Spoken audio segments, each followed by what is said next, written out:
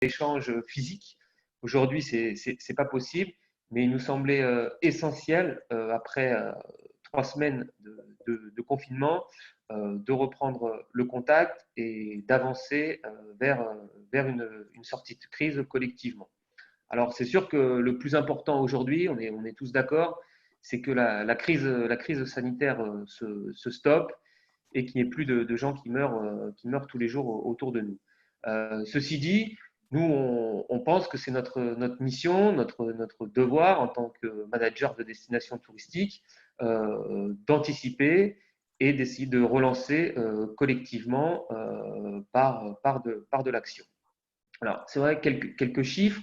Euh, on sait qu'aujourd'hui, la perte sur l'économie touristique en France pour le mois d'avril, elle est à hauteur de 10 milliards d'euros, 40 milliards sur le premier semestre, des réservations de touristes étrangers en baisse à moins 80%. On ne sait pas comment ça va évoluer. Tout ça, il y a beaucoup d'incertitudes. Vous le savez aussi très bien, les mois de mars, les mois d'avril, c'est traditionnellement des mois où on réserve pour venir en vacances sur nos territoires. Aujourd'hui, les demandes sont à l'arrêt. On se pose la question de la saison. Quelle saison touristique? Donc, tout ça est compliqué. Nous, aujourd'hui, on n'a pas la prétention ni l'arrogance de vous dire qu'on a la solution ou les solutions pour sortir de cette crise économique. En tout cas, le message qu'on veut vous faire passer, c'est qu'on est à votre écoute, on est bienveillant et tout ce qu'on a commencé à engager ensemble dans la définition de la stratégie, on veut poursuivre à construire avec vous. Alors voilà, encore une fois, on est conscient des situations économiques de la plupart de vos entreprises, de toutes vos entreprises, sont très compliquées, mais c'est notre travail aujourd'hui, je pense, de rester positif, de commencer à travailler ensemble sur l'après, sur le demain. On sait qu'il va falloir une nouvelle fois, mais on ne fait que ça dans nos métiers, s'adapter, évoluer pour répondre à de nouvelles demandes. Alors voilà, c'est pour ça aujourd'hui, on a choisi donc de faire une conférence donc avec Vivian Vidal qui connaît notre destination puisqu'il a déjà travaillé avec nous et nous accompagne régulièrement.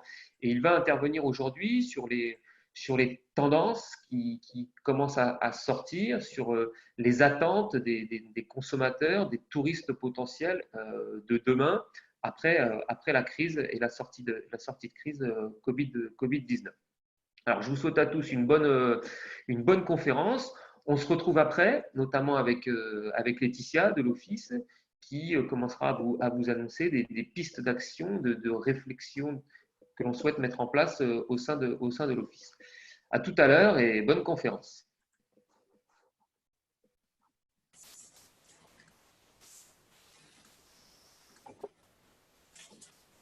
Bien, mais merci beaucoup Frédéric pour cette intro.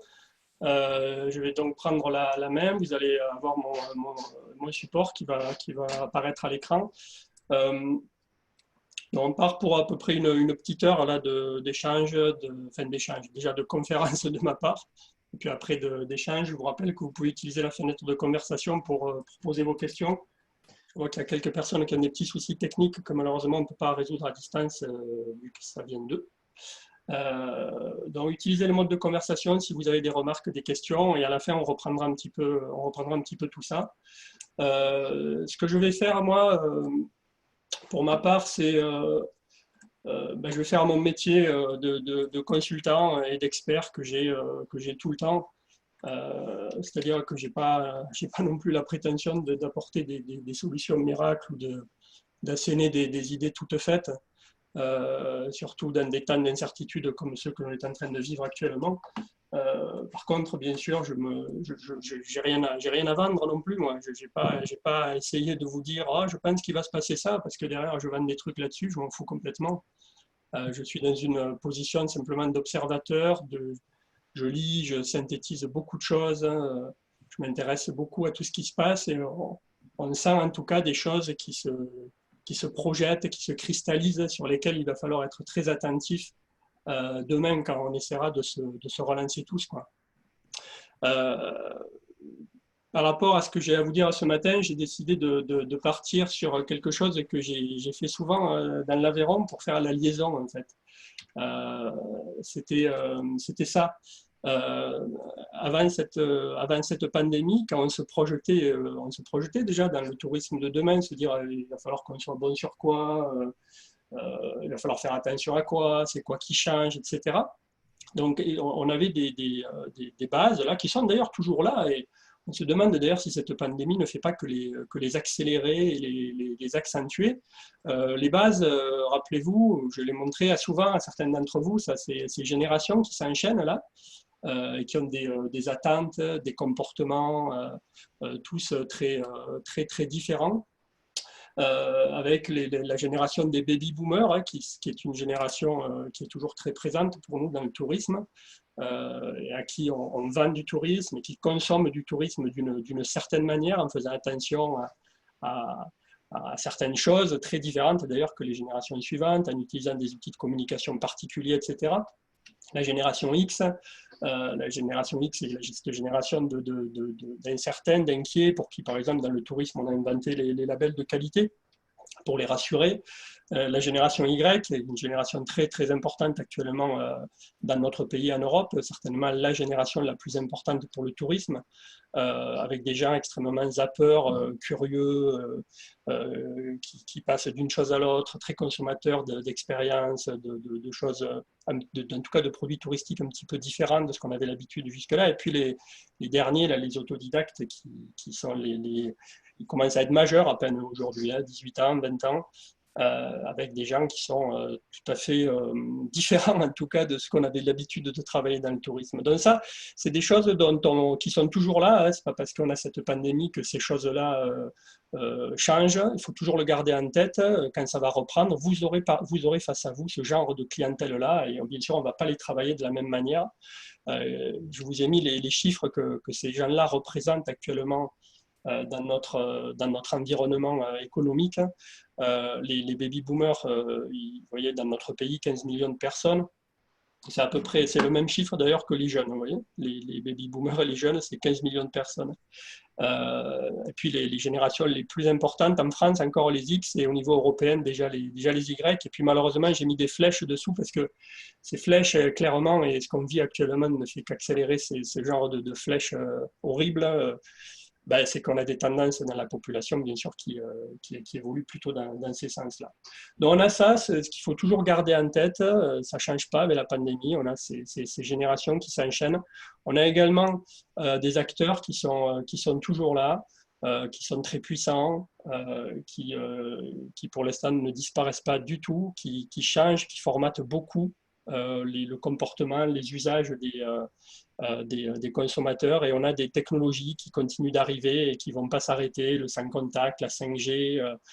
J'ai vu beaucoup de destinations là, qui proposaient des visites virtuelles actuellement, parce que quand on ne peut plus se déplacer, vous pouvez aller aux Maldives, vous pouvez aller un petit peu partout de manière un petit peu virtuelle. C'est des chocs technologiques un petit peu qu'il faut avoir en tête, hein, qu'on va avoir devant nous de toute façon, quoi qu'il arrive. Il y a aussi l'intelligence artificielle qui est un choc qu'on a devant nous et qui aboutissent finalement à ce que on a et garder en tête ça parce que ça ne change pas. Vous allez avoir face à vous des clients qui, selon leur manière de vivre, selon la catégorie sociaux dans laquelle ils ont grandi, ils ont des comportements complètement différents en termes d'outils utilisés pour aller vers vous, pour vous trouver, pour vous acheter, pour dire ce qu'ils pensent de vous, etc. etc. Vous voyez les outils que je vous ai mis dessous qui changent bien sûr de génération à une autre, et on va de plus en plus sur des outils de plus en plus personnalisés, de plus en plus live, instantanés dans la communication. Et vous allez voir que c'est un enjeu assez important. Alors pourquoi je vous ai fait cette introduction?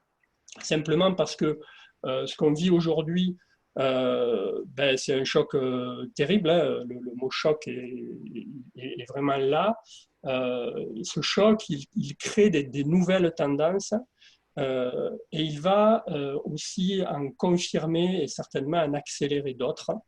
que l'on avait un petit peu pressenti lorsqu'on se projetait dans le tourisme de demain, des approches autour de valeurs plus importantes, de choses autour de l'importance de la prise de conscience que le tourisme pouvait avoir des impacts négatifs sur la planète, des choses comme ça qu'on sentait dans la société naître à droite, à gauche, mais qui globalement n'avaient pas quand même encore un impact terrible. Et là, on a un choc pandémique qui fait que on a un effet de cristallisation et d'accélération de prise de conscience dans la société. Alors bien sûr, cette pandémie, j'ai regardé ce matin les derniers chiffres qui étaient publiés. Je vous ai mis le lien dessous, quand vous récupérerez le support, vous pourrez y aller. Il y a un site mondial qui retranscrit les statistiques officielles hein, de tous les pays, statistiques officielles, j'aime bien le terme, hein. On ne sait pas si les chiffres sont vrais ou pas partout, mais en tout cas c'est les statistiques officielles. On est face à un vrai choc, on est face à une vraie pandémie totalement mondiale, et du coup ben, forcément les projections que l'on peut faire, c'est de la science-fiction. Je ne m'avancerai jamais à dire ce que j'entends parfois à droite à gauche, on va sortir du confinement dans 15 jours, dans 3 semaines, dans un mois. Honnêtement, j'en sais rien et je pense qu'il n'y a pas grand monde qui le sait. La seule chose, par contre, qu'on peut dire, parce que quand on croise tout ce qu'on peut voir des experts à droite à gauche, on se dit que la sortie du confinement, à moins que tout d'un coup on ait un événement incroyable, un vaccin qui sort en 3 semaines ou des choses comme ça qui sont totalement surréalistes. Les modèles qui sont faits, ce serait d'avoir des confinements qui tiennent entre 3 et 4 mois pour mettre un terme à l'épidémie sur certains territoires. Des confinements de 3 à 4 mois, ce n'est pas possible parce que ça asphyxie totalement la population, la vie économique. Donc, les scénarios les plus probables que l'on voit, c'est des sorties de confinement de manière progressive avec de l'isolement des cas graves, des cas suspects, donc des généralisations de tests, etc. Avec des pays aussi qui s'engagent sur des mesures de confinement avec deux semaines de confinement un petit peu dur, puis une semaine un petit peu plus lâche pour que les gens puissent un peu sortir, etc. Bref, globalement, on ne sait pas du tout quand est-ce que toutes ces restrictions seront levées, on n'en a aucune idée. On n'est pas du tout non plus à l'abri qu'il y ait une rechute à un moment donné. Et la seule chose qui semble se dessiner, c'est qu'on aura des levées progressives des mesures de confinement. Alors, au-delà de ces chiffres-là et de ces tendances-là qui ne sont pas réjouissantes, quand on croise un petit peu toutes les approches sociologiques qui sont faites, et je vous invite à lire des synthèses, notamment réalisées par ce sociologue-là, il y a des tendances fortes qui sortent. Ce sont des tendances importantes, hein, parce que n'oubliez jamais que vous êtes des professionnels du tourisme, votre matière première de travail, c'est les gens. Hein. Donc les observer, regarder ce qui change chez eux, c'est fondamental pour vous. Sinon, vous décrocherez du marché. Donc on a des synthèses comme ça qui sont faites et qui permettent de sortir en gros 6 tendances. Je vais les passer rapidement. Et puis après, dans une deuxième partie, je m'attacherai à essayer de regarder en quoi ces tendances ont des impacts très concrets dans des entreprises touristiques, qu'elles soient grandes, petites, très petites, moyennes, peu importe, autour de défis un petit peu à relever. La première tendance qui semble très marquée, quand on croise un petit peu toutes les études qui sont faites actuellement, c'est ce qu'on appelle l'accélération de la e-life. Le monde est confiné globalement actuellement. Le confinement, il induit de la distanciation sociale, c'est-à-dire les gens, vous, moi, on n'a plus de contact physique avec d'autres personnes. Et ça, c'est une bénédiction pour la société numérique. Alors, ça peut paraître un petit peu paradoxal parce que justement, avec la distanciation sociale, on a finalement en soi un besoin très très fort de contact humain, de voir les gens que l'on aime, les gens qui comptent pour nous, nos amis, etc. Mais dans les faits et dans la vie de tous les jours de centaines de millions de personnes, il y a une accélération de l'utilisation des outils numériques. C'est d'ailleurs ce que vous êtes en train de faire là ce matin avec moi. Vous voyez, s'il n'y avait pas eu cette saleté de pandémie, on n'aurait peut-être jamais fait ce qu'on est en train de faire. Il y en a beaucoup parmi vous ce matin qui utilisent peut-être ces outils pour la première fois. Mais en tout cas, c'est quelque chose qui va toucher des centaines de millions de gens qui ne l'avaient jamais fait, qui vont s'apercevoir qu'on peut faire des démarches administratives légales de manière dématérialisée, qu'on peut acheter en ligne, qu'on peut acheter chez son boucher, qu'on peut se faire livrer à domicile, qu'on peut avoir des loisirs en ligne. Pour ceux qui suivent le sport, le week-end dernier, il y a eu une grande course cycliste qui devait avoir lieu physiquement en Belgique. Les pros ont fait la course de manière virtuelle dans leur garage avec des outils numériques, et la course a eu lieu. Les téléconsultations de médecins, etc., l'éducation à distance, tout ça, quand on croise toutes les études sociologiques, il y a un mot qui revient souvent, c'est la dématérialisation des modes de vie aura fait son nid dans les têtes. C'est sûr qu'à la fin du confinement, il va y avoir une explosion des contacts sociaux, mais n'oubliez pas que cette hyper-utilisation des outils numériques et cette pénétration de ces outils-là dans la vie quotidienne et dans les gestes de tous les jours aura complètement fait son nid dans la tête des clients potentiels. Et du coup, ça aura beaucoup d'impact pour nous dans les entreprises sur la manière que l'on aura de présenter notre offre, d'être en relation avec les clients, de vendre notre offre, etc. Et il ne faudra jamais oublier ça, l'accélération de la numérisation et de la e-life. C'est la première tendance qui est mise en avant. La deuxième tendance qui ressort de toutes ces études sociologiques, c'est le recentrage sur l'essentiel. L'essentiel, alors c'est quoi l'essentiel? Quand on regarde toutes ces études, le confinement, il induit quoi? Ce confinement, il induit que chaque personne a finalement plus de temps pour soi, plus de temps pour se recentrer sur soi-même, sur ce qui fait l'essence même de sa vie, du sens de sa vie. C'est quelque chose qui est très important finalement pour nous dans le tourisme, ça. Vous voyez, il y a une étude qui avait été faite en 2018 où on avait 7 Français sur 10 qui disaient qu'ils voudraient prendre plus de temps pour se concentrer sur ce qui comptait vraiment pour eux, pour l'essentiel, mais qu'en fait, ils n'avaient pas le temps. Là, tout le monde a le temps. Tout le monde a le temps et on a des centaines de millions et peut-être des milliards de gens qui vont enfin avoir le temps de se dire qu'est-ce qui est important pour eux, qu'est-ce qui est le plus important pour eux. Du coup, l'impact et les sensations que l'on sent pour nous dans le tourisme, c'est que clairement, on a à imaginer et à intégrer dans des sorties de confinement, dans des sorties de périodes comme ça, où on va avoir un besoin très fort des gens d'augmenter les contacts familiaux, les contacts amicaux, de passer du temps avec des aînés. Donc c'est tout ce qu'on commence à sentir dans le tourisme depuis quelques années avec l'explosion des familles, qui était tout ce qui était regroupement. Sauf que là, ça va peut-être devenir parfois la raison même d'un séjour touristique, beaucoup plus que d'aller quelque part parce qu'il y a ceci ou cela.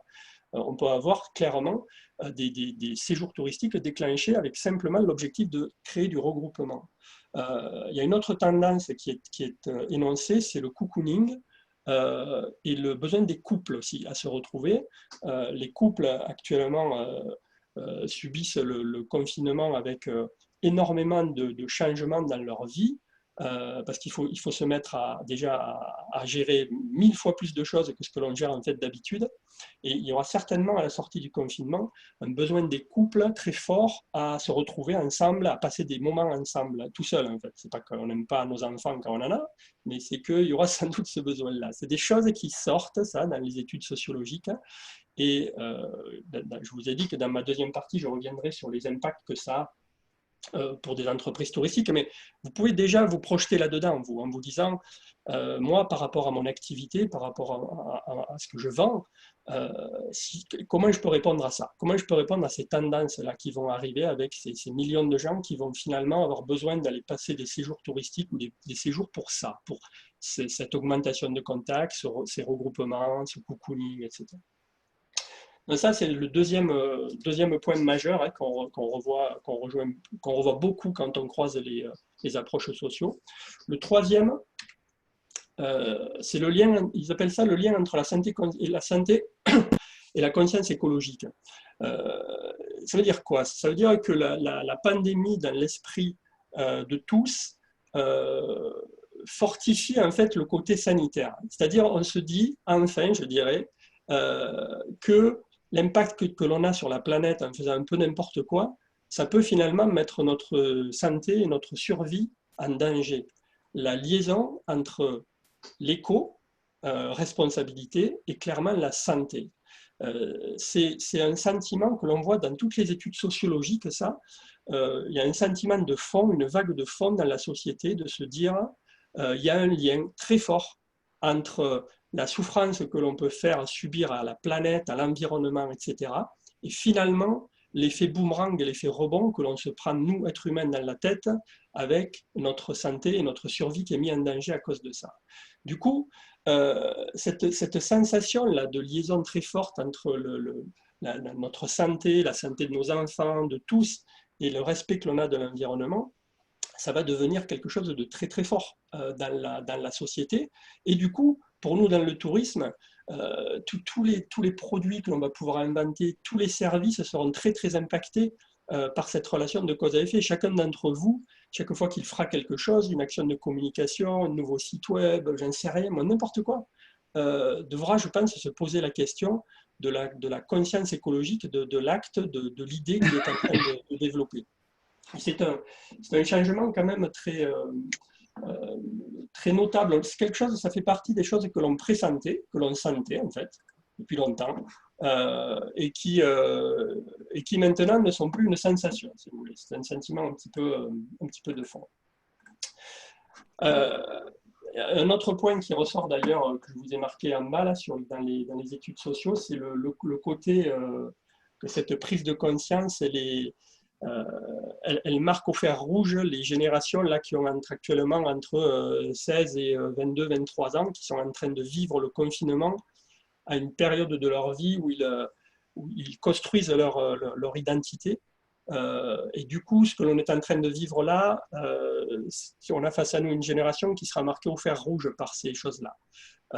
Et il faudra bien sûr garder ça en tête très très fortement dans nos projections de produits et de services touristiques.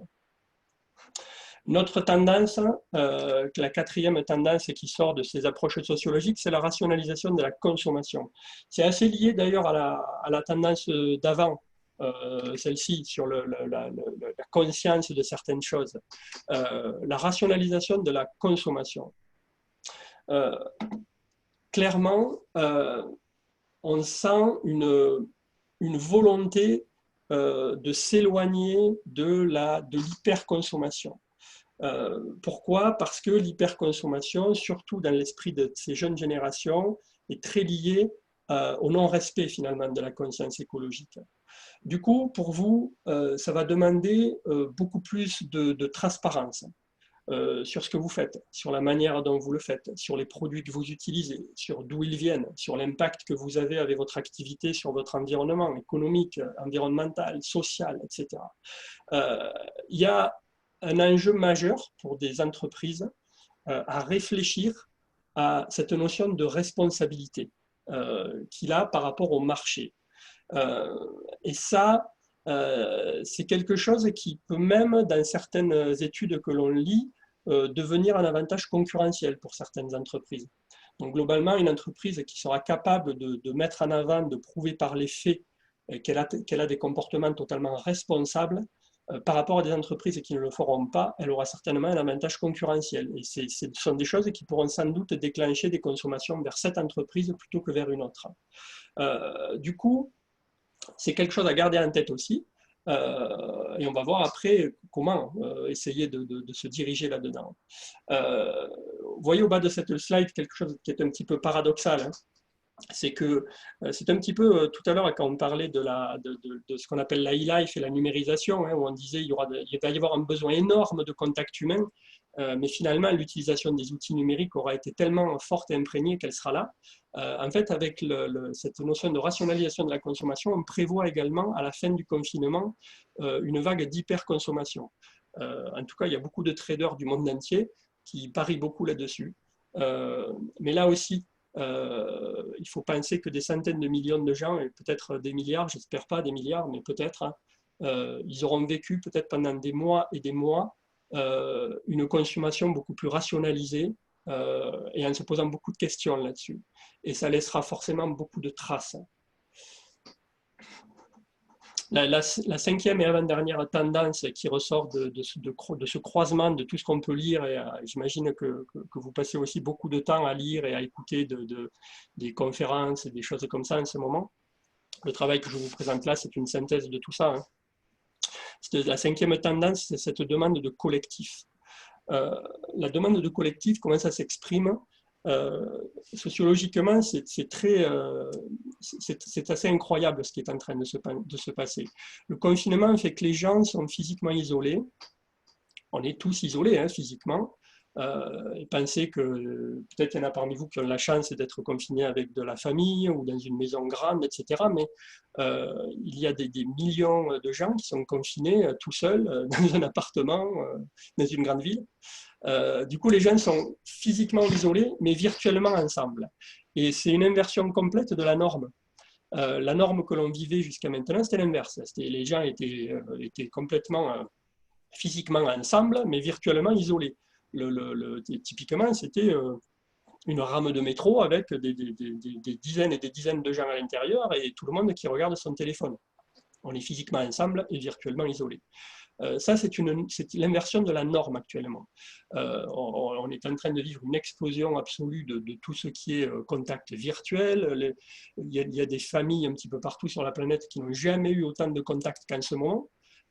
Aussi bizarrement que cela puisse paraître, des amis qui n'ont jamais eu autant de contacts en ce moment, mais ce sont des contacts bien sûr virtuels, mais malgré tout, il y a un changement de paradigme assez fort qui est basé sur la mise en avant de mots comme solidarité ou fraternité, qui reviennent très très souvent dans toutes ces études-là, comme des mots qui passent en tête dans les objectifs de vie des gens au détriment des deux mots qui étaient en tête jusqu'à maintenant, qui étaient la réussite et le plaisir personnel. C'est quelque chose qui est très fort comme changement et c'est sans doute quelque chose qui va impacter beaucoup les orientations politiques et les grandes décisions politiques qui seront prises dans beaucoup de pays à l'avenir, mais peut-être aussi des orientations purement personnelles. Les tendances sociologiques là-dessus sont claires. On va avoir face à nous des millions et des millions de gens pour qui l'objectif dans la vie ne sera plus la réussite personnelle, mais sera plutôt de construire des choses avec des notions de solidarité, de fraternité, de réussite ensemble. C'est un changement fort, vous allez voir, c'est un changement qui a des impacts, notamment dans les entreprises touristiques, sur les notions de management principalement. Mais j'en reparlerai tout à l'heure. Je finirai avec la dernière tendance d'ailleurs qui revient de ces études sociologiques, hein, qui est une évolution très forte par rapport au travail. La pandémie, tout ce que l'on a dit précédemment sur le recentrage sur soi, le retour à l'essentiel, etc., elle a un impact, cette pandémie, qui fait accélérer finalement un point que l'on sentait déjà dans la société, qui est que le travail et le salaire, c'est plus forcément le cœur de la réussite. Du coup, ça va demander beaucoup d'adaptation aux entreprises pour motiver les salariés, les conserver, faire en sorte qu'ils soient productifs dans une boîte, parce que jusqu'à maintenant, on le faisait avec principalement le salaire, voire le bâton et des règles, et c'est sûr que ça ne va plus marcher. Ce qui se passe avec le télétravail, par exemple, actuellement dans notre pays et dans d'autres, va avoir certainement beaucoup d'impact sur l'évolution par rapport au travail. Et puis il y a cette notion aussi des salariés que l'on est parfois nous. Alors moi je ne suis pas salarié, mais il y en a peut-être parmi vous, ou vous en avez peut-être dans vos entreprises des salariés. Et vous aurez de plus en plus de gens qui, dans les choix qu'ils feront, donneront la priorité à leur vie, à l'équilibre de leur vie personnelle et de leur vie professionnelle. Donc voilà, je n'ai pas le temps de rentrer dans les détails vraiment précis de tout ça, mais retenez une chose, c'est que c'est juste un exercice de synthèse que j'ai fait là. C'est ce que l'on perçoit comme vraiment très grosse tendance, et grosse tendance que l'on sorte de ce confinement dans un mois, dans 2 mois, dans 3 mois. Ce sont des tendances finalement qui ne font que s'exacerber avec ce que l'on vit actuellement. Alors si je me projette maintenant et Je vais aller un petit peu plus dans vos métiers, dans les entreprises. Toutes ces tendances-là, elles impliquent quoi pour vous, si vous avez une entreprise touristique? J'ai sorti pour moi cinq défis qui sont importants à relever. Alors, je vous rappelle que j'ai absolument pas ni la volonté ni la vocation personnelle à être un donneur de leçons et à vous dire il faut faire ci, il faut faire ça, parce que je n'en sais rien du tout et personne n'en sait rien à l'heure actuelle. Mais en tout état de cause, par rapport à tout ce qu'on ressent, ce premier défi, par exemple, le besoin de sécurité, c'est quelque chose qui, on le sait, va être vraiment prioritaire dans les entreprises touristiques.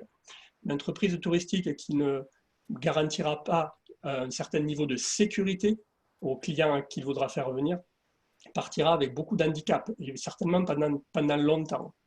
Je vous ai mis une illustration, c'est la pyramide du tourisme ici. La pyramide du tourisme, en fait, c'est assez simple, hein, c'est que le tourisme, il se développe, où que ce soit d'ailleurs, hein, il se développe sur un territoire que si on a ces choses-là dans cet ordre-là. Il y a la base déjà en bas, il y a la sécurité. S'il n'y a pas de sécurité, il n'y a pas de tourisme. Dans la sécurité, forcément, si vous êtes dans un pays où il y a une guerre, ben, il n'y a pas de tourisme. Hein. Mais si vous êtes dans un pays où il y a une pandémie, ben, il n'y a pas de tourisme.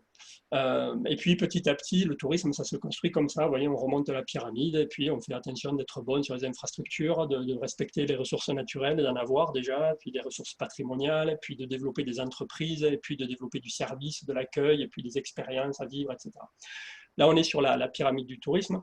Et bien sûr, cette pyramide du tourisme, ce qui est en train de se passer actuellement, c'est qu'elle se casse complètement la figure. C'est ce que vous vivez tous là actuellement. Pour une raison très simple, c'est que le tourisme, c'est aussi simple que ça. Le tourisme, s'il n'y a pas de sécurité, il n'y a pas de tourisme. Alors la sécurité, elle reviendra. Mais elle reviendra comment, quand, on ne sait pas. Et sans doute avec beaucoup de méfiance de la part de vos futurs clients. C'est pas parce que le confinement, mettons en France, admettons que le confinement soit levé le 1er juin, hein, je vous dis n'importe quoi, je ne sais rien du tout. Si le confinement est levé le 1er juin, il faut bien se dire que les touristes ne vont pas se jeter dès le 2 juin sur des séjours, etc. Parce qu'il y aura toujours cette inquiétude-là. L'inquiétude dans le besoin de sécurité, j'ai essayé de synthétiser des points qui me sont venus à l'esprit. Je vous les mets ici. Je m'excuse pour la présentation qui n'est pas très jolie de ce support, mais j'ai travaillé encore hier dessus et je note au fur et à mesure que j'ai des idées, et vous en avez peut-être d'autres à me donner d'ailleurs, on en parlera tout à l'heure.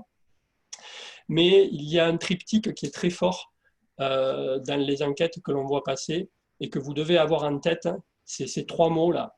La sécurité sanitaire, pour vous, professionnels du tourisme, ça va être un enjeu majeur et les clients vont se poser ces questions-là. Si je viens chez toi, dans ton restaurant, dans ton gîte, dans ton camping, peu importe, je touche quoi? Je touche quoi? J'ai un contact avec quoi? Comment tu gères les poignées de porte? Comment tu gères les draps? Comment tu gères le linge? Vous voyez, comment tu gères l'entrée, etc. Je croise qui? Je croise qui? Il y a combien de personnes? Comment ça se passe?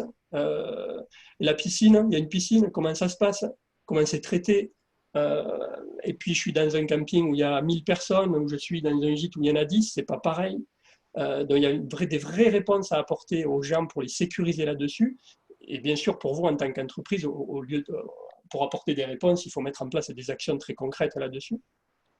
Puis je mange quoi aussi, qui est la troisième inquiétude sur laquelle il faut apporter beaucoup d'éléments de rassurance. Mais clairement, là, il y a un triptyque sanitaire qui est majeur pour vous. Et sur lequel il va falloir apporter des réponses. Alors, il y en a déjà. Hein, ce matin, on n'a pas l'objectif ce matin de descendre dans chaque point en détail, mais on voit déjà des pays, notamment en Asie, des professionnels du tourisme qui essaient de relancer leur activité et qui mettent en place tout un tas de process sur le je touche quoi, comment ils traitent en interne, et ceci, cela. On pourrait développer ça, mais ça prendrait des heures. Ce n'est pas l'objectif ce matin. Mais c'est quelque chose d'ailleurs que vous pouvez, c'est des points sur lesquels vous pouvez aller plus loin. Après, on en parlera à la fin hein, s'il y a des sujets qui vous semblent plus épineux ou en tout cas plus importants pour vous que d'autres. Mais en tout cas, la sécurité sanitaire, le besoin de sécurité, c'est un défi très fort pour vous. Hein. C'est un défi, quoi. C'est-à-dire, qu'est-ce que vous allez mettre en place et vous allez dire quoi pour rassurer les gens sur la sécurité sanitaire de votre produit. Et attention, hein, ce n'est pas que les hébergeurs, hein, n'importe qui. Hein. Je ne sais pas, moi, je viens de faire de l'escalade avec vous, je touche quoi, je croise qui. Comment ça se passe? On est 30 à attendre le matin, vous donnez des rendez-vous tous les quarts d'heure pour que je croise le moins de gens. Comment ça se passe? Il va falloir être extrêmement factuel et concret sur ces choses-là. Parce que là, on a un enjeu hyper fort. Hein. Si on ne rassure pas, les gens ne viendront pas. Hein. Ou ils mettront très très longtemps avant de revenir. Donc voilà, les points que je vous ai mis après, je ne vais pas les développer plus que ça, mais clairement sur ce besoin de sécurité fait que il y a des a priori très anxiogènes de certaines personnes et d'une grande majorité de gens sur tous les lieux surfréquentés. Donc, il va y avoir un a priori anxiogène sur me retrouver dans un camping avec 4000 personnes, fréquenter les aéroports, les gares, les choses comme ça. Et ça va forcément avoir un impact pour nous dans le tourisme et tous ceux qui sont à l'envers de ces modèles-là ont certainement une carte à jouer. Et ceux qui sont dans ces modèles-là, par exemple, si je suis un très gros camping, ben, j'ai vraiment quelque chose à réfléchir et à inventer, hein, parce que sinon, mon produit est anxiogène actuellement. Le tourisme de masse, pareil, qui perd du terrain dans les esprits, c'est lié au point que je viens d'évoquer ce matin, mais qui a un impact fort pour vous en sécurisation. Plus vous allez mettre en place des actions directes vers les consommateurs, de la relation client individualisée, proche, etc., plus vous allez rassurer, c'est important.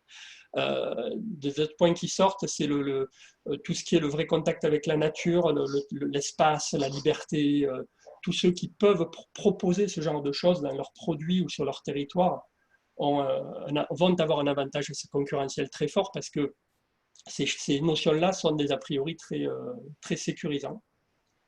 Et puis il y a un dernier point qui est important et qui est assez vicieux, je trouve, et il est sorti avec des discussions que j'ai eues avec des professionnels d'Alsace la semaine dernière. Je faisais une conférence avec des professionnels du tourisme en Alsace. Ils sont tellement marqués par ce qui est en train de se passer qu'ils ont attiré mon attention sur ce dernier point aussi, de dire il va falloir faire attention parce que tous les professionnels du tourisme que l'on est, entreprises, territoires, etc., il va falloir rassurer les touristes pour qu'ils viennent, mais on va avoir ici beaucoup d'éléments de rassurance à apporter aux habitants, parce que les touristes qui vont arriver quelque part peuvent être ressentis comme un danger potentiel. Et là, il y a certainement un travail à faire en termes de communication, parce que le tourisme, c'est l'accueil, beaucoup. Et si chaque fois qu'on accueille des touristes quelque part, ils se font rayer les voitures ou regarder de travers parce qu'ils représentent potentiellement un danger, ça peut être très embêtant. Donc, il y a un point aussi là-dessus sur lequel il faudra sans doute avoir des idées, et développer sans doute certaines choses là-dessus. Dans ce besoin de sécurité, pensez-y, il n'y a pas de sécurité, il n'y a pas de tourisme. Vous pouvez faire tout ce que vous voulez, vous pouvez faire les campagnes de communication que vous voulez, vous pouvez dire que c'est magnifique, vous pouvez dire tout ce que vous voulez, que c'est gratuit, tout ce que vous voulez. Pas de sécurité, pas de tourisme. Viens chez moi, c'est gratuit. Oui, mais j'ai un risque de... Ah ben oui, là, je viens pas. C'est un point ultra important. C'est le point qui est mis en premier dans les défis du tourisme dès demain, là, qu'il va falloir se relancer, le besoin de sécurité. Le deuxième point, excusez-moi, c'est la transparence et l'éthique. La transparence et l'éthique, qu'on soit bien d'accord, je parle là, je suis une entreprise touristique. Je suis une entreprise touristique, j'ai un défi à relever par rapport à ma transparence, par rapport à mon activité, comment ça se passe, où j'achète mes produits, etc. Et donc finalement, l'éthique, c'est quelque chose que beaucoup font déjà, mais il va y avoir des choses à jouer là-dessus. Clairement, il va falloir être très transparent sur ce que vous faites avec le tourisme, vous, avec votre entreprise. Il apporte quoi? Ça sert à quoi? Il coûte quoi au territoire? Il impacte quoi? Vous faites attention à quoi? tout ce qui est la responsabilité environnementale que vous allez déployer dans les entreprises, mais pas du pipeau, hein, pas de la communication, hein, pas le label qui sert à rien. Être très transparent, très clair sur ce que vous faites, comment se passe la consommation d'eau, comment se passe ceci, cela, pourquoi vous mettez l'accent sur les clientèles de proximité, parce que pour vous, il y a une éthique, etc. Tout ce que vous allez pouvoir développer comme action concrète en la matière vous donnera un avantage concurrentiel parce que les entreprises qui pourront se mettre sur le marché avec vraiment un grand curseur posé sur je suis transparent et je suis éthique, ils auront cet avantage concurrentiel. Alors je vous ai mis deux exemples là, cette responsabilité environnementale, cette éthique, je vous ai mis, ça peut aller de l'hébergement de son système de vente en ligne jusqu'aux confitures proposées au petit déjeuner. Ben oui, c'est-à-dire que dans une entreprise, ça peut toucher absolument tout. Il y a beaucoup d'entreprises qui ne se sont jamais posé la question de savoir, par exemple, que l'hébergeur de son site web était un pollueur notoire, par exemple. Il aurait pu, peut-être vous pouvez vous dire que la prochaine fois que vous choisirez un hébergeur pour votre système de vente en ligne ou votre site web, vous ferez attention d'aller chercher un hébergeur qui respecte l'environnement. Il est plus cher, mais vous le faites, c'est un engagement, c'est une éthique, et vous aurez très intérêt à le mettre en avant, par exemple sur votre site internet. Les confitures proposées au petit déjeuner, c'est pareil. Il y a beaucoup de professionnels du tourisme qui sont déjà dans des logiques de circuits courts, d'économie circulaire, et qui le font naturellement. Le faire naturellement, c'est une chose. Le poser dans sa communication d'entreprise comme un des fondements même de l'entreprise, c'est différent. Parce qu'il y aura des clients pour qui le choix d'aller quelque part se décidera pour ce genre de détails, par exemple. Je vais aller là parce que ces gens-là sont responsables, ils ont une certaine éthique, par exemple. Ils ont pensé que leur activité touristique avait beaucoup d'impact potentiellement. Donc, toutes ces logiques-là, c'est des choses qui, derrière, bien sûr, dans les entreprises, ont des impacts très concrets hein, sur les approvisionnements, sur la manière de gérer du coup ces tarifs derrière. C'est pas pareil. Ça a beaucoup d'impact, mais c'est quelque chose qui est vraiment à prendre en considération. Et il y a une autre chose au niveau de la transparence et de l'éthique qu'on sent arriver, c'est ce mot-là de consommateur. Consommateur, la logique du consommateur, c'est d'une personne qui va se dire pourquoi j'irai là, pourquoi je consommerai ce produit-là, ce camping-là, ce gîte-là, pourquoi celui-là. Là, vous avez quand même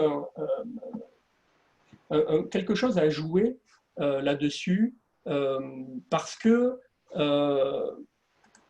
il va y avoir beaucoup de clients qui vont se mettre à consommer des produits, à condition qu'il y ait un engagement finalement. En allant là-bas, en faisant ça, en payant ce séjour là-bas, eh bien, ça contribue aussi à ça. Et moi, ça m'engage à ça. Je vais payer peut-être un truc plus cher, mais il y a quelque chose qui est fait pour, je sais pas moi, une forêt à côté, pour ceci, etc. Du coup, ça veut dire que pour un professionnel du tourisme, se dire que les clients que vous avez face à vous, ce n'est pas forcément des clients habituels, mais c'est des gens qui auront une appétence pour la consommation, c'est-à-dire pour venir chez vous, payer des prestations et que ça serve concrètement, c'est très important. Mais ça veut dire qu'il va falloir inventer des produits. Ça veut dire qu'il va falloir inventer là. Il va falloir imaginer. Qu'est-ce qu'on peut imaginer comme produit, comme service, comme expérience, pour que quand quelqu'un vient chez moi, paye chez moi, il comprend qu'il contribue aussi à ceci, qu'il s'engage à ça. C'est un point intéressant à travailler dans les nouveaux produits touristiques. Hein. En tout cas, ce qui est sûr, c'est qu'on aura de moins en moins de gens qui iront quelque part parce que l'hôtel, il est 3 étoiles. Quoi. Ça me fout complètement. Il va y avoir autre chose derrière ça. Ça va être quoi la raison fondamentale? Alors, il peut y en avoir plein, mais cette approche-là de réponse à ce besoin de consommation est très intéressante pour nous dans le tourisme. Il y a beaucoup de choses à inventer là derrière. Et puis, il y a aussi des questions que vous vous posez sans doute dès maintenant hein, sur on est en période de crise, là, vous êtes en période de crise. Vous avez une entreprise, hein, vous avez votre chiffre d'affaires qui s'est complètement cassé la figure. Hein, Je vous rassure, moi, c'est pareil. Et beaucoup de gens, c'est pareil. Donc, qu'est-ce qu'on fait en période de crise? Comment on communique, etc. La transparence et l'éthique dans la communication de crise, c'est ultra important. Donc, vous avez bien sûr hyper intérêt à avoir une communication extrêmement transparente sur ce que vous vivez. Et si vous pouvez d'ores et déjà mettre en avant dans cette communication ce que l'on a vu là précédemment sur des notions de sécurité, sur des notions de respect, sur des notions de consommation, etc. Si vous avez déjà ça en magasin, c'est sans doute le moment également de le traduire dans la présentation de vos offres. Mais la transparence et l'éthique, ouais, c'est un défi qui est important et chacun doit faire son introspection là-dessus par rapport à ce que je vends, par rapport à mes prestations d'activité, parce que je suis un prestataire qui fait de la randonnée ou du parapente, ou j'ai un hébergement, ou j'en sais rien moi. J'en suis où par rapport à ça, par rapport à l'éthique, important. Et cette pandémie ne fait qu'accélérer cette tendance-là. Le troisième défi, c'est de réfléchir à de l'offre qui fait sens. Alors, de l'offre qui fait sens, qui donne du sens finalement, qui a du sens. Vous allez voir, je vais développer ça. Mais là, on est sur un point central qui est déjà se plonger dans le marché quand le marché va reprendre, quoi. Le marché va reprendre, je vais mettre quoi sur le marché, je vais m'adresser à qui, comment ça va se passer, etc. Les choses qu'on voit arriver. Les clientèles prioritaires en sortie de crise sanitaire, on a déjà connu des crises sanitaires, alors nous, non, mais d'autres pays, oui. Donc quand on regarde dans d'autres pays, notamment les pays d'Asie, et qu'on regarde quand ils sont sortis de crise sanitaire, qu'est-ce qui s'est passé? Il s'est passé ça. Il s'est passé que les premières clientèles qui ont repris, c'est les clientèles business. C'est-à-dire que dès qu'il y a le retour de l'activité économique, la clientèle business se remet à se déplacer. Et donc, il y a de la clientèle business. Plutôt la clientèle business, d'ailleurs, du pays en question. Donc, pour nous, ce sera sans doute la clientèle business française qui va reprendre en premier. Alors, bien sûr, si jamais vous, dans votre secteur d'activité, cette clientèle-là est très importante, tant mieux pour vous. Puis si vous n'avez pas du tout de clientèle business, ça veut dire que vous ne l'aurez pas et vous attendrez la vague d'après. La vague d'après, c'est vos clients déjà. C'est une tendance ultra forte, ça. Les premiers clients que vous aurez à travailler, donc hors business, je sors de la clientèle business, c'est tous les gens qui ont déjà consommé votre produit, qui le connaissent, qui vous connaissent. C'est les premiers qui reviennent. Pourquoi? Parce que justement, avec eux, la brique de sécurisation, c'est celle qui se gère le mieux. C'est les gens qui ont le besoin d'être le moins rassurés parce qu'ils connaissent déjà votre produit, vous connaissent déjà, donc ce que vous allez leur dire et leur proposer, vous font confiance quelque part. Donc, très clairement, c'est une cible prioritaire en sortie de crise, les gens qui sont déjà vos consommateurs. Donc là, bien sûr, toutes les entreprises qui depuis des années tiennent à jour des fichiers clients, qui ont des très bons outils de gestion de relations clients, qui ont des outils pour faire du marketing direct très ciblé, etc. Là, si vous êtes dans cette situation-là, vous avez entre les mains une grande richesse et une ressource à activer très très vite pour vous adresser personnellement et de manière très ciblée à tous ces gens-là. Bien sûr, si vous n'avez jamais travaillé de fichier client, si vous n'avez aucune trace de ça, c'est très compliqué. Donc, et ça fait 20 ans qu'on dit que c'est majeur dans une entreprise de gérer sa relation client. Et forcément, quand on est dans des situations comme on vit actuellement, ça se cristallise à fond, quoi. Donc, ces clientèles-là fidèles qui vont être certainement les prioritaires. Et puis après, on a les clientèles locales qui vont sans doute arriver derrière. Les clientèles locales, c'est plutôt les clientèles de proximité.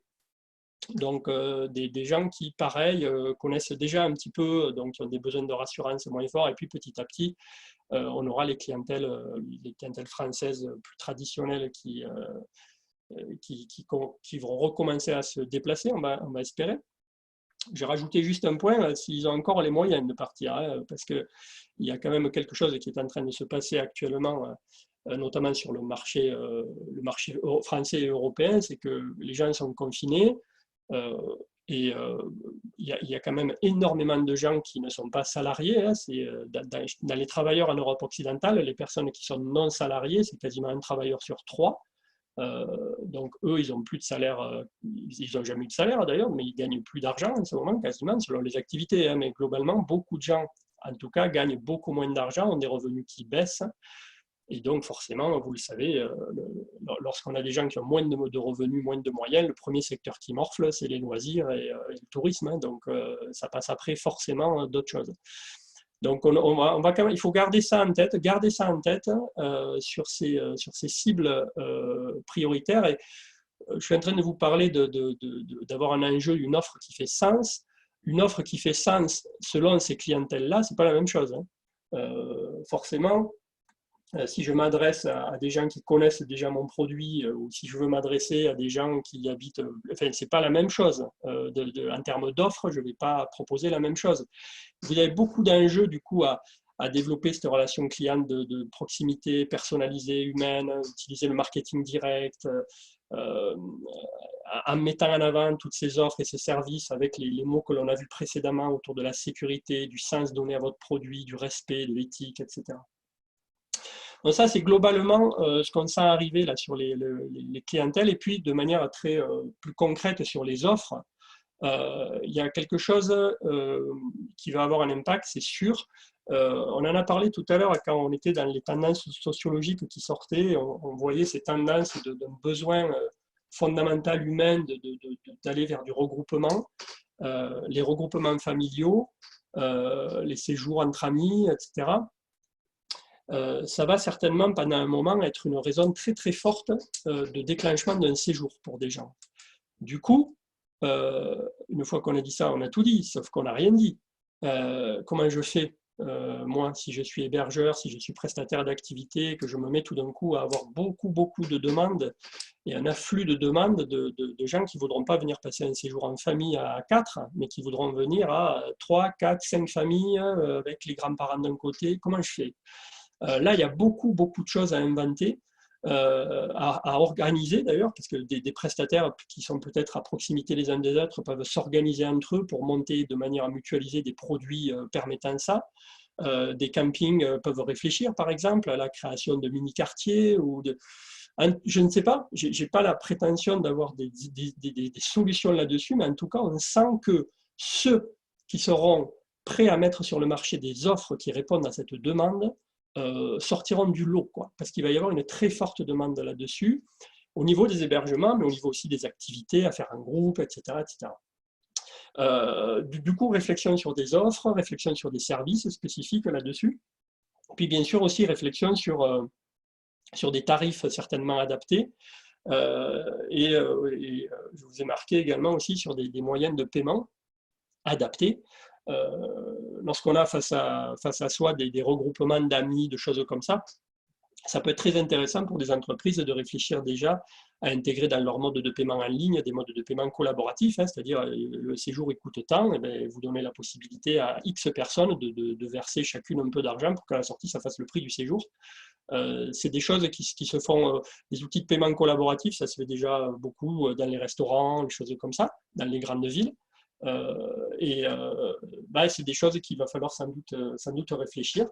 En tout cas, il y a une offre sans doute à réfléchir là-dessus, à donner du sens à des offres vraiment spécifiques sur les regroupements.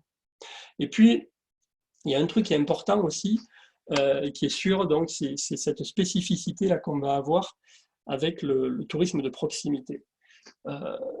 Le tourisme de proximité, c'est sûr qui va prendre une grande importance, pour plein de raisons sur lesquelles je ne reviens pas et que j'ai évoquées précédemment finalement.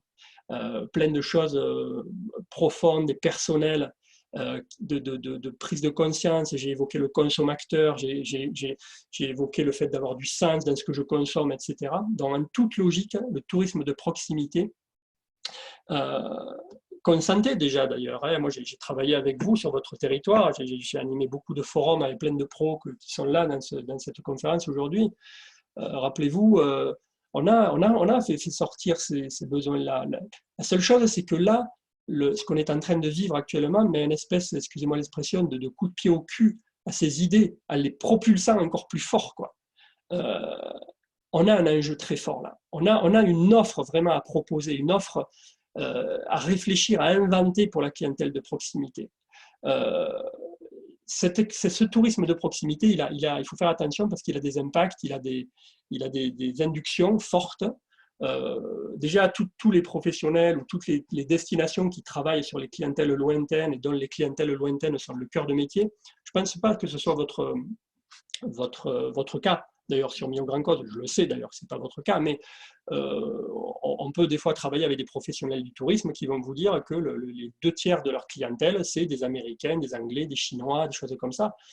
Pour eux, c'est terrible là, ce qui est en train de se passer, hein, parce que ça va mettre très très longtemps à revenir. Hein. Vous savez, avant que des Américains reviennent le cœur léger en France, entre ce qu'ils sont en train de prendre dans la figure et ce qu'ils voient, ce qui se passe ici, il va se passer quand même très très longtemps. Hein. Du coup, quand on n'est pas sur des cœurs de cible comme ça, on a une opportunité. Mais attention, le tourisme de proximité, la difficulté, c'est que ça ne fonctionne pas du tout comme le tourisme, je dirais, classique. Quand on veut faire déplacer des gens de proximité, il faut aller jouer des choses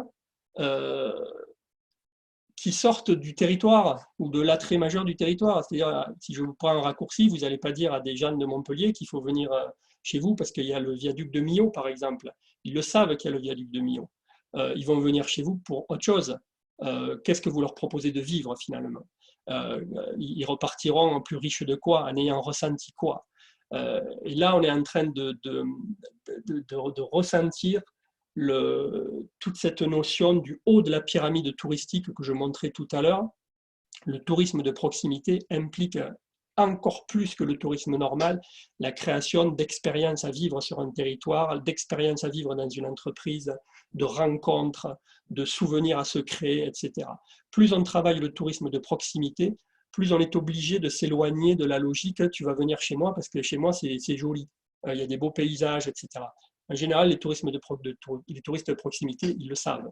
Et ce n'est pas ça qui déclenche. Donc, là-dessus, il y a quelque chose, il y a un changement fort dans la logique de l'attractivité touristique.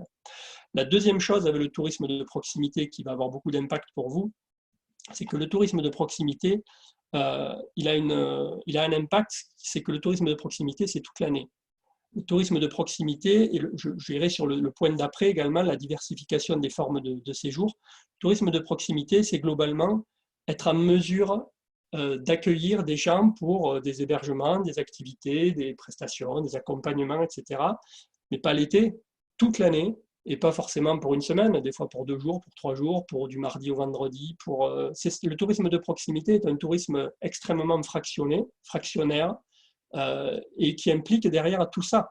Donc ça veut dire souvent des changements de modèle, hein, se mettre en configuration, de se dire il faut que j'ai une offre qui fasse sens pour des gens de proximité, une offre qui fait sens. C'est certainement pas une offre telle que je la conçois ou je l'ai en tête depuis des dizaines et des dizaines d'années. Il y a un changement de paradigme là fort. Il y a beaucoup de choses à repenser du coup derrière. Puis il y a un dernier point à avoir en tête aussi avec le tourisme de proximité. C'est pas neutre, c'est qu'un tourisme de proximité, c'est des dépenses moyennes plus faibles. Il y a une équation assez simple dans le tourisme, c'est que plus on se déplace loin, plus on dépense finalement. Et pas qu'en trajet, hein, une fois qu'on est sur place. Par exemple, les Français ont la réputation de ne pas beaucoup dépenser. C'est pas tout à fait vrai d'ailleurs dans les enquêtes, mais admettons. Mais vous prenez un Français, vous le faites aller aux États-Unis, il va dépenser beaucoup d'argent par exemple. Vous le faites aller à 20 km de chez lui, passer un week-end quelque part, il va dépenser beaucoup moins d'argent. C'est une équation qu'on voit beaucoup dans les enquêtes de clientèle et de dépenses. Le tourisme de proximité, c'est moins de retombées économiques sur un territoire. Donc, il y a tout ça à avoir en tête pour avoir des offres qui fassent sens là-dessus, pour répondre au tourisme de proximité. Il va falloir attirer ces gens-là avec des choses différentes, beaucoup plus expérientielles, toute l'année, avec des formats et des choses très différentes de ce qu'on a l'habitude de faire, et pour finalement avoir des dépenses moyennes plus faibles. Mais si on attire beaucoup plus de gens toute l'année, etc., c'est pas grave que les dépenses moyennes soient plus faibles. À la sortie, ça fera des retombées économiques fortes pour les territoires. Donc là-dessus, je vous ai mis en bas, il y a certainement beaucoup de réflexions à avoir du coup sur sa stratégie de prix et sa stratégie de distribution. Les stratégies de prix dans la logique, je sais pas moi, il y a la haute saison l'été, il y a la basse saison, je ne sais pas quoi, ça explose ça. Hein. À partir du moment où on travaille sur des logiques comme ça n'a plus de sens. Donc la stratégie de prix, il faut la réfléchir dans son entreprise, elle peut varier d'une semaine à l'autre, elle peut être... et idem pour la stratégie de distribution et de canaux de vente de ces produits, numérisation, pas numérisation, etc. C'est des impacts là aussi importants pour vous avec plein de déclinaisons possibles derrière en réflexion, en enjeu, etc. Le quatrième défi, je vous rappelle, il y en a 5, ne vous inquiétez pas. Le quatrième défi, c'est un défi qui est lié alors qui va toucher plutôt les entreprises, les petites PME, je veux dire, les gens qui ont les entreprises qui commencent déjà à avoir des salariés, un petit peu de personnel, etc., etc. Le besoin de travail engagé, c'est quelque chose qui est embêtant dans les entreprises, surtout les entreprises qui sont gérées et managées, je dirais, un peu à l'ancienne, hein, un peu comme manager les baby-boomers, hein, avec du patriarcat. Quoi. Il y a une pyramide, il y a quelqu'un en haut, il fait des règles, il tape sur la tête des autres quand ça ne va pas. Ça c'est quelque chose qui, on sentait déjà que ça marchait de moins en moins bien, on avait du mal à garder les salariés, à ce qu'ils soient motivés, à ce qu'ils soient collaboratifs, à ce qu'ils participent beaucoup à la vie de l'entreprise. Et là, avec ce qui est en train de se passer, comme ces valeurs travail-salaire risquent de moins en moins d'être le moteur principal des gens, il va falloir trouver autre chose dans les entreprises. Les entreprises qui seront gagnantes demain, c'est des entreprises qui arriveront à créer en interne un climat de co-construction avec les salariés, de collaboration, d'imagination, d'invention de nouveaux services, d'invention de nouveaux produits, parce qu'en discutant avec les clients, j'ai ressenti ci, j'ai ressenti ça, mais pour faire créer ce ferment dans les entreprises, ça ne peut plus marcher avec des logiques pyramidales et des logiques de règles ou de pointeuses. On est sur un changement important dans les entreprises. On appelle ça la définition du why beaucoup. C'est la raison d'être fondamentale de cette entreprise. Qu'est-ce qui fait que tu bosses chez moi, par exemple, pourquoi tu bosses chez moi, quelles valeurs ici on respecte, quelles valeurs tu t'engages du coup à respecter. Ça, c'est des choses qui serait apparu complètement surréaliste, par exemple, à mon grand-père qui avait une entreprise viticole avec une trentaine de salariés et c'était le chef ultime, quoi. Il avait limite un fouet. Il ne demandait pas aux salariés de se poser la question du pourquoi de l'existence de l'entreprise. Les salariés étaient là pour prendre leur salaire et la fermer, quoi. Ça, ce n'est plus possible. Donc, le changement qu'on est en train de vivre là dans la société, tous les chocs qu'on subit, bien sûr, ça va avoir un impact fort sur les touristes, mais ça va avoir aussi un impact fort sur chacun de nous. Et donc, on est tous potentiellement des salariés de quelqu'un. Il va falloir réfléchir à ça. Dans les entreprises, il y a la notion de RSE, dont vous avez peut-être déjà entendu parler, mais jusqu'à maintenant, la RSE, donc la responsabilité sociétale de l'entreprise, ça a souvent été ressenti comme un problème, je dirais, administratif, pour ceux qui ne le connaissaient pas. Mais pas du tout. La RSE, ça peut même être, pour certaines entreprises, ça peut devenir un avantage concurrentiel. De dire, nous, dans notre entreprise, on a des choses mises en place pour avoir bien sûr un comportement éco-responsable, mais pour avoir de l'harmonie sociale, pour faire attention que nos salariés s'épanouissent au travail, Toutes ces logiques-là sont en tout cas un défi important dans les entreprises. Alors bien sûr, si vous avez une chambre d'hôte et que vous êtes tout seul avec votre mari à gérer la chambre d'hôte, ce que je suis en train de vous dire n'a pas le même impact que si vous avez un hôtel avec des salariés ou un camping avec des salariés ou une entreprise de prestation d'activités de pleine nature et que vous avez 7, 8, 10 salariés des fois, et des fois avec les saisonniers peut-être 15, 20, ça n'a bien sûr pas le même impact. Mais en tout cas, ça là, pour ces entreprises-là, et il y a vraiment des questions à se poser sur la fin des logiques de systèmes pyramidaux, les orientations d'entreprises de management plutôt en mode collaboratif, pour tirer bien sûr la quintessence absolue de ces salariés. La richesse d'une entreprise, c'est souvent les hommes et les femmes qui y travaillent, il faut pas l'oublier. Et enfin, le dernier défi, et je terminerai avec celui-là, c'est le défi de la numérisation du quotidien. Alors, on a évoqué tout à l'heure, dans les tendances sociologiques, j'ai employé ce terme pas beau là, de e-life, le fait qu'on a ces millions de gens qui se mettent à utiliser des outils numériques qu'ils n'avaient jamais utilisés jusqu'à aujourd'hui. Ça a des impacts, bien sûr, pour vous. Alors, ça en avait, bien sûr, avant. Dans vos métiers, vous avez peut-être déjà senti depuis quelques années que c'était important d'intégrer la dimension numérique. Mais là, il va y avoir un coup de pied sur l'accélérateur là-dessus. C'est vraiment quelque chose qui doit vous obnubiler, quel que soit votre métier, quelle que soit votre entreprise, qu'elle soit toute petite, grande, peu importe. Vous devez être extrêmement attentif, et Dieu sait qu'en ce moment on a le temps de se poser ces questions-là et de faire de l'introspection par rapport à son activité. Vous devez être très attentif à l'intégration de la dimension numérique dans tout ce que vous faites pour votre entreprise, au niveau de l'offre même, des services, au niveau de la promotion, au niveau des messages que vous envoyez, de la communication, de la manière dont les gens se renseignent, réservent, payent, expriment leur satisfaction, etc. Dans toute cette chaîne-là, la dimension numérique doit vous obnubiler, je dirais, encore plus là, maintenant. C'était déjà une tendance forte, mais là, tous les indicateurs montrent qu'on va avoir une rupture sur le marché entre les offreurs qui auront les épaules pour encaisser ça, qui sauront le faire et qui le feront bien, et ceux qui ne le feront pas. Il va y avoir une rupture là, dans le marché. Il faut vraiment l'avoir en tête, ça. Alors, ça a beaucoup d'implications derrière, bien sûr, très concrètes dans les boîtes. Hein. Je n'ai pas le temps de tout développer, mais pensez à toute la chaîne, la promotion, communication, etc. etc. Ce qui est sûr, si on regarde là actuellement la situation dans laquelle on est, si vous aviez des choses à faire là, par rapport à tous vos outils numériques, je dirais qu'il y a ces 3 points qui sont des points cruciaux, je trouve. C'est peut-être le moment pour vous de réfléchir à créer des contenus là, spécifiques, parce que qui dit outils numériques dit des contenus. Hein. Outils numériques, c'est des sites web, c'est votre page Facebook, c'est votre compte Instagram, je ne sais rien, moi c'est les emailing que vous faites, je ne sais pas, peu importe. De toute façon, quel que soit le support numérique que vous mettez quelque part, il a besoin d'avoir des contenus. Et actuellement, il y a des contenus très spécifiques à développer. Pensez qu'on est en communication de crise, donc vous avez certainement des contenus à développer sur vos supports numériques pour expliquer ce que vous mettez en place, ce que vous allez mettre en place. Pensez à ces notions de sécurisation, de rassurance. Mettez-vous en avant, expliquez vraiment ce que vous faites, pourquoi vous le faites, vos valeurs, votre éthique, le sens que vous mettez dans vos produits.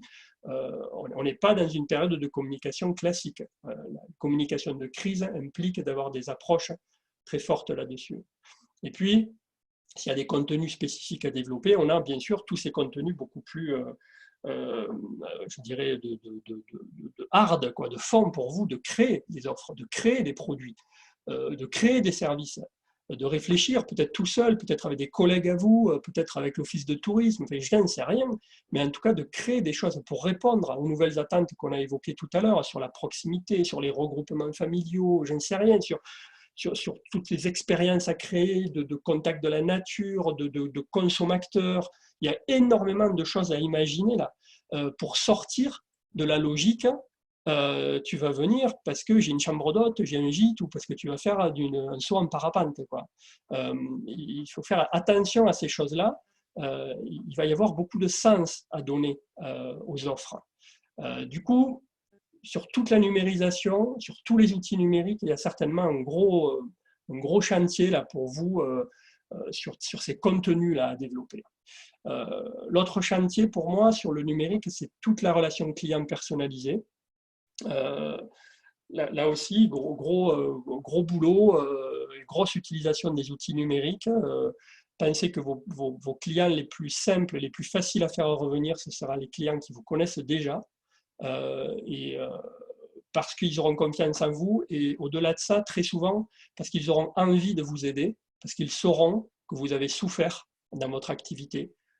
Donc, il y a cette notion de solidarité, que j'ai évoquée tout à l'heure, qui va être présente dans l'esprit des gens. Vous allez avoir beaucoup de gens qui, pour cette raison-là, iront à un endroit en particulier parce qu'ils sauront qu'ils viennent quelque part en aide à une entreprise.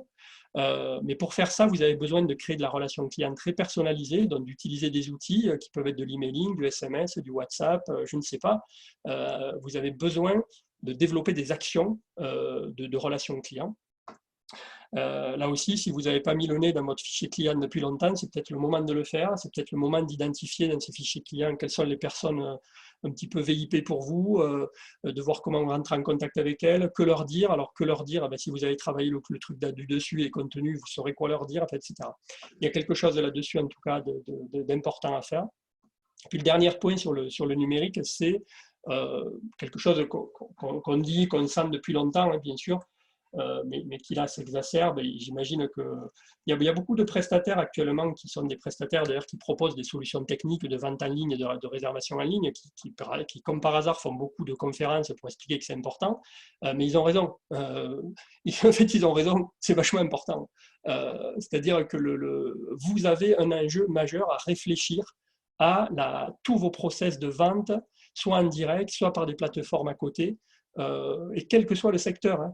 Que vous soyez un hébergeur, un prestataire d'activité, un site de visite, peu importe, vous avez face à vous des millions de gens qui vont avoir pris l'habitude d'acheter la viande du boucher sur Internet, quoi. Il faut faire attention à ça. Si vous sortez de ce cadre, de ce schéma, je dirais, de client, ça sera sans doute très, très compliqué pour vous. Donc, il y a un gros enjeu là-dessus, sur cette approche un petit peu numérique. Voilà, écoutez, moi j'ai fait le tour un petit peu de tout ce que je voulais vous dire. Je vais peut-être je peux peut-être passer la parole à Frédéric.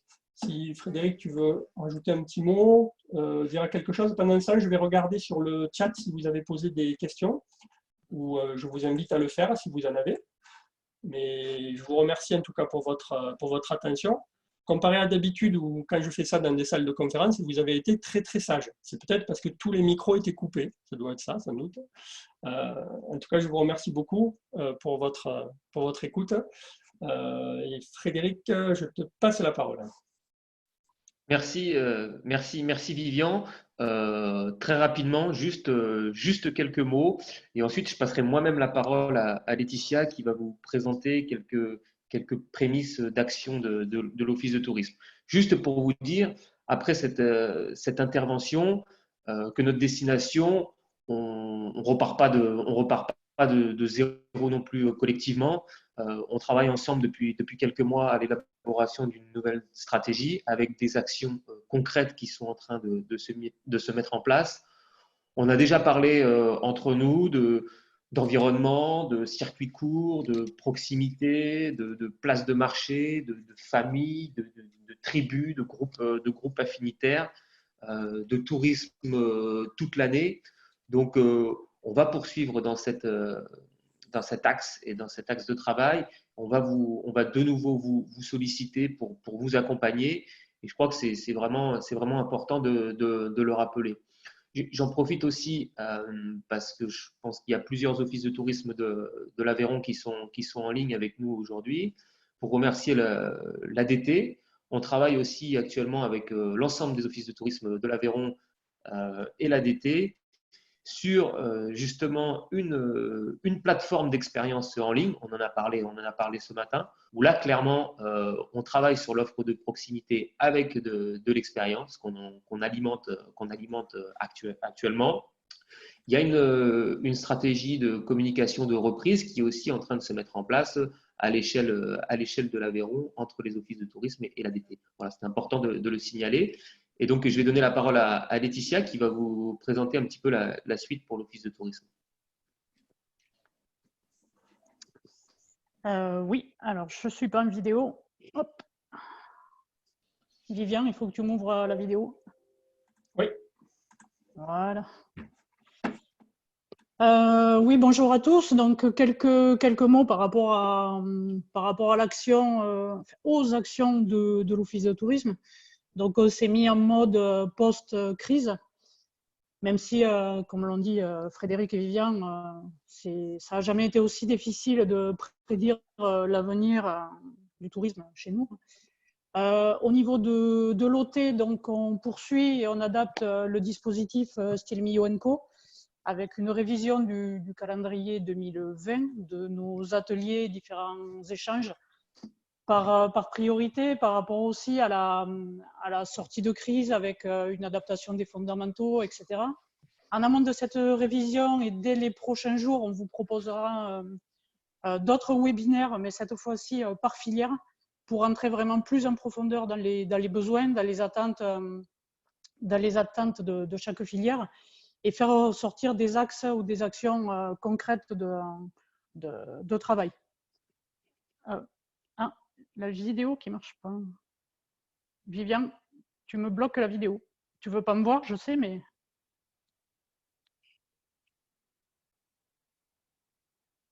Ah, voilà. Voilà, pardon Laetitia. Non, mais on réglera ça après, c'est pas grave. Voilà, donc vous recevrez, surveillez vos mails et vous recevrez d'ici quelques heures ou jours les prochains webinaires, cette fois-ci par filière. Ensuite, en termes d'action, on va accélérer le projet de commercialisation en ligne de l'offre de destination, notamment pour répondre aux attentes, on l'a vu dans la présentation de Viviane, de dématérialisation et de digitalisation donc des produits et ce qu'attendent vraiment les clients. Donc, avec une plateforme dédiée de destination, l'équipement d'un maximum de professionnels, donc vous, avec l'outil de vente en ligne, des actions de com et de promo, bien sûr, et de push de ces offres, notamment sur les réseaux sociaux. Et puis derrière, toute une réflexion autour d'une conciergerie de destination, de manière à pouvoir vraiment mailler tout le territoire et toute l'offre.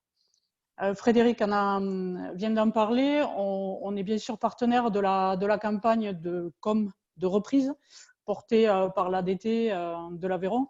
Là, on est sur une clientèle de proximité, donc hyper locale, mais aussi les bassins de Montpellier, Toulouse et Clermont-Ferrand, avec derrière la plateforme expérientielle, Frédéric en a parlé, mais aussi des actions de com, web, presse, radio, enfin un mix média sur le temps de la reprise, pardon, et ensuite donc sur une prolongation sur l'automne, avec des actions plus pointues et complémentaires sur l'hyper-proximité, sur la base d'expériences, de micro-aventures à vivre chez nous et avec nous, avec vous, avec nous tous, quoi. À noter que pour ces campagnes, l'UMI et la FAPA, donc les filières d'hébergement, sont également partenaires de ces campagnes. Au niveau de l'équipe, de l'OT, donc actuellement on est en télétravail. On continue de bosser sur une adaptation, sur une réorientation de tous les contenus, enfin, d'un maximum de contenus digitaux sur la base notamment de ce que Viviane a présenté dans les défis. On travaille également à une nouvelle stratégie social média, notamment sur Facebook et Instagram, mais là plus sur vraiment du long terme, en lien avec la campagne menée avec l'ADT. Donc ça, on va le mettre en place d'ici les prochains jours. Des pushs vraiment d'offres ou d'événements adaptés là aussi aux nouvelles attentes des clients en sortie de crise, donc des week-ends, des journées, des suggestions, des micro-aventures. Enfin, il y a plein de produits qu'on peut mettre en place. Donc que ce soit aussi bien pour les Miavois qui vont eux aussi avoir besoin de sortir, de visiter, de redécouvrir leur beau territoire, que pour les clientèles régionales, donc on l'a dit, Montpellier, Toulouse, Clermont. Bref, on a une nouvelle façon de penser, à réinventer la destination. Il faut qu'on propose et qu'on rende visible toutes ces offres que l'on va créer. Et je dis bien nous, parce que là, ça va être vous et nous, d'où l'intérêt aussi des prochains webinaires qu'on va proposer. Hein. L'idée, c'est de continuer sur l'idée de Style Mio & Co, donc co-produire, co-construire toutes ces offres que nous, derrière, on va pouvoir, en tant qu'office de tourisme, pousser ou voire commercialiser, quoi. Dernier point à noter, on a depuis quelques jours en ligne la version bêta de notre site web, enfin de notre espace web groupe, sachant qu'aujourd'hui, en 2020, et surtout après cette crise, quand on dit groupe, c'est à partir de 6, 8, 10 personnes, ce qui potentiellement va correspondre aussi aux clientèles de la reprise, type retrouvailles de famille, des virées entre potes, en tribu, etc. Donc voilà, là on en est à la version bêta, on vous communiquera toutes les infos, pareil, dans les jours prochains. Mais c'est vrai que cet espace groupe et donc commercialisation derrière va être super important. Voilà un tour très rapide, en quelques minutes au top chrono de l'actu de l'OT, mais c'est à partir de ces idées-là, en fait, encore une fois, j'insiste, qu'on va pouvoir co-construire avec vous la suite, hein, le jour d'après. C'est pour ça que ça s'applique comme ça aujourd'hui. À Millau, vos contributions, elles seront précieuses. Et toute l'équipe de l'OT, même s'il n'y a que moi qui parle, hein, toute l'équipe de l'OT, on est là, hein, par écran interposé, certes, mais ouverte à l'écoute et à la discussion. Voilà, donc la sortie, elle est devant, on lâche rien, et puis prenez soin de vous tous. Merci beaucoup, Laetitia. Frédéric, on a préparé un petit sondage à faire auprès des entreprises avant de passer la parole à Élodie Platé, qui je vois elle est là depuis le début. Bonjour Madame Platé, j'aimerais vachement plus vous voir en vrai que là, je peux vous dire. Avant de passer dans la parole à Madame Platé, si tu veux, on peut faire ce petit sondage? Oui. Alors, je vais vous expliquer comment ça va se passer. Ça va être, ne vous inquiétez pas, ça va être vite fait. En fait, par rapport à ce que vient de dire Laetitia et par rapport à ce que l'Office de tourisme va vous proposer visiblement pour la suite et pour travailler, vous avez vu qu'il y a potentiellement plein de sujets sur lesquels on peut travailler. Donc, je vais vous donner un petit lien où vous allez pouvoir donner votre avis sur ce qui vous semble prioritaire pour vous. Alors, le lien, je vous le mets dans la fenêtre de conversation du groupe. Je vous le colle. C'est un lien que vous pouvez prendre du coup et aller dans un navigateur avec, un navigateur web. Quand vous allez arriver sur votre navigateur web, vous allez arriver sur une fenêtre comme ça. Donc vous avez finalement là, les 5 thèmes desquels j'ai beaucoup parlé ce matin. Ce qu'on attend juste de vous, c'est que vous mettiez, vous voyez, juste en prenant les thèmes comme ça et en les faisant glisser avec votre souris ou avec votre doigt sur votre smartphone, que vous mettiez celui que vous pensez être le plus important en premier, le moins important après, que vous les classiez en fait, ces cinq attentes-là, qui peuvent orienter ensuite l'Office de tourisme à prioriser un petit peu des sessions de travail ou des webinaires sur des thèmes plutôt que d'autres. Je vous rappelle, je vous ai mis le lien sur le chat. Je vérifie que je l'ai bien mis. Voilà, je viens de vous le mettre là. Donc, vous pouvez prendre ce lien pour voter un petit peu. Si vous pouvez le faire maintenant, c'est super. Après, le sondage reste actif, hein, donc vous pouvez le faire un petit peu plus tard, après, si ça vous convient un petit peu plus, de le faire un petit peu plus tard. Récupérez bien le lien qui est sur le chat. Et je vous rappelle, pour voter, simplement, hein, vous classez comme ça en faisant de l'appui et en glissant les idées, et puis à la fin, bien sûr, en bas, vous appuyez sur « Valider ». Comme ça, vous validerez votre petit sondage. Voilà, ceci étant dit, moi je voulais juste, je vais passer la parole à Élodie Platé pour qu'elle puisse terminer ce truc. Moi je voulais juste finir avec ce petit visuel. Je voulais vous montrer une image qui donne envie, quoi, parce qu'il y a beaucoup de souffrance en ce moment partout.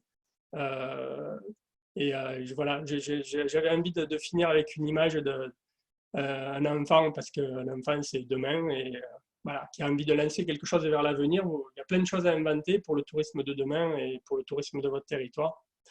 Et j'espère qu'on sortira bientôt tous de ce truc et qu'on pourra tous rebosser ensemble très vite. Donc merci beaucoup pour votre attention et je vais passer la parole à Élodie. Donc du coup, je vais aller la chercher.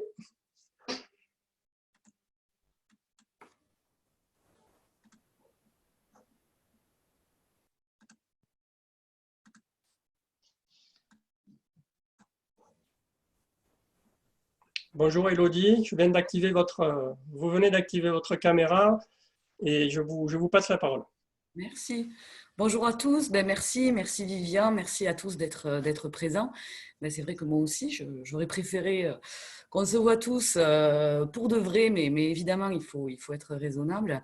C'est vrai que ça fait plaisir de se retrouver, même si c'est virtuel, mais je pense et j'espère que les personnes présentes aujourd'hui le ressentent peut-être comme moi, mais ça donne une dynamique, une envie de réflexion, de nouvelles choses, de rester positif, comme l'a dit Frédéric, parce que certes, on est très nombreux ce matin, peut-être on a aussi un petit peu plus de temps, ça c'est fort probable, mais je pense que bon nombre d'entre vous sont aussi dans le souci.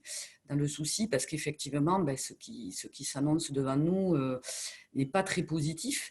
Et je pense qu'à travers les échanges et les éclairages de Vivian, le travail aussi, Laetitia, Frédéric ont pris la parole, et il y a aussi derrière toute l'équipe, ça donne une notion de soutien. Je pense que c'est le minimum qu'on essaie de mettre en place. Parce qu'on doit vous accompagner. Je pense que l'Office exerce ce rôle, en tout cas au quotidien avec les professionnels, mais là encore plus. Alors ça sera peut-être pas évident, on a beaucoup parlé de communication. Je pense que c'est un premier levier qui va être très fort, puisqu'on a avec l'Office de tourisme évidemment un bon nombre de personnels qui aujourd'hui ne peuvent pas assumer des missions d'accueil. Donc il y a un gros travail de fond qui est fait sur la toile, sur l'enrichissement, sur toute une réflexion de redémarrage et de possibilités de communication. J'ai vu quelques questions dans les conversations. Bien entendu, il faut les alimenter à travers justement des sessions comme aujourd'hui, des futures sessions, Frédéric en a parlé, ou Laetitia, qui vont être mises en place par filière pour justement essayer de coller au mieux en fonction de vos activités. Vous dire également qu'il y a une réflexion un petit peu d'urgence qui a été mise en place et qui se poursuivra déjà avec l'Office de tourisme. On a évoqué la taxe de séjour, un report, d'autres actions qui sont mises en place avec la communauté de communes. On en a parlé encore la semaine dernière. Donc il y a eu des premières actions qui sont mises en place avec le service économique que vous pouvez contacter, qui recense aujourd'hui un petit peu qui sont à l'écoute de vos besoins, de vos problématiques, avec un lien permanent avec la chambre de commerce, la chambre des métiers. Par filière également, j'ai vu une restauratrice qui posait la question tout à l'heure dans les commentaires. N'hésitez pas à vous rapprocher d'eux. Il y a déjà des mesures et des budgets qui ont été débloqués. Après, voilà, c'est évidemment en lien avec la CCI, je vous en parlais. Simplement pour conclure, j'espère en tout cas à titre personnel que vous vous portez bien, vos proches également. À titre d'élu, vous dire que la communauté de communes, la mairie, je suis également élue sur la mairie, et bien entendu l'Office de tourisme, essaie de pouvoir vous accompagner au mieux. On fera notre possible. N'hésitez pas à continuer à participer aux différents ateliers qui vous sont proposés. Je pense que c'est important. Ça donne, en tout cas, je pense pour les commentaires que je vois, puis ce que j'ai ressenti personnellement, c'est toujours instructif. Ça donne toujours peut-être des éclairages, des idées dans des périodes où on voit plutôt des choses un peu sombres et compliquées. Voilà, donc moi aussi, je conclus comme Laetitia de vous souhaiter de bien vous porter, et puis en espérant qu'on se revoie le plus tôt possible pour de vrai. Merci beaucoup Elodie. Je vous garde en vidéo. Ça fait du bien de vous voir un petit peu comme ça. Oh. En fait, j'aimerais bien mettre tout le monde en vidéo, mais si jamais on passe tout le monde en vidéo, je peux vous dire ça va exploser le truc là. Donc, il faut faire un choix. Donc, Frédéric, Laetitia, Elodie, en tout cas, merci beaucoup de m'avoir donné la possibilité ce matin d'exprimer mes idées. Je le dis souvent, ça n'a pas grand-chose de plus que ça. C'est que mes idées, donc ça vaut ce que ça vaut. Mais j'étais très heureux, en tout cas, d'avoir l'opportunité de le faire avec vous, de le faire pour vous. Et voilà, j'espère aussi vous revoir tous bientôt. Frédéric, si tu veux, je te laisse la parole pour conclure. Je ne reprendrai plus la parole après, je couperai. Donc je vous souhaite à tous et à toutes une bonne journée. Faites surtout super gaffe à vous et à vos proches. Ça marche. Merci beaucoup, Vivian, pour ton intervention, pour ce partage. Le mot de la fin, ce sera juste vraiment concrètement, parce que je l'ai vu dans les questions. Donc, oui, le webinaire a été enregistré. Il sera disponible en replay très rapidement. On a parlé donc d'ateliers par filière. Concrètement, vous recevrez des invitations dès demain. L'objectif est de faire 6 ateliers d'ici la fin de semaine prochaine pour dégager 2 actions concrètes par filière. Donc, dès demain, vous recevrez les informations et voilà, ensemble, on va construire ce retour. Merci à tous et à très vite.